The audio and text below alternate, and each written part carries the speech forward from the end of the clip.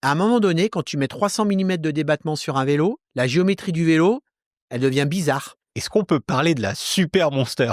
Alors là, c'est encore mieux parce que c'est une Monster. Et là, les cartouches venaient d'une Shiver 50 Husqvarna qui est démontée sur les Husqvarna. Donc la cartouche 300. Pourquoi cette fourche a existé? Honnêtement, on n'a pas vendu beaucoup. C'était plus pour répondre à un besoin des riders et des jumpers des États-Unis.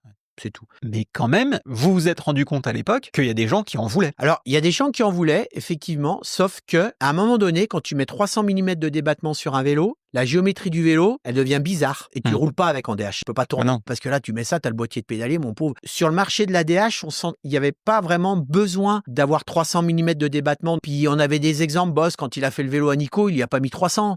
Enfin, tu vois, après, il y a la géométrie.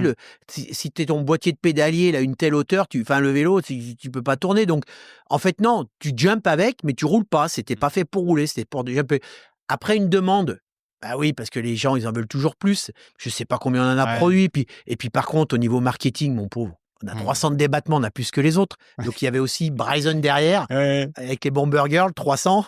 Tu vois, ah ouais, il y a tout qui allait avec. Donc, c'était du marketing aussi. C'était aussi un produit de marketing.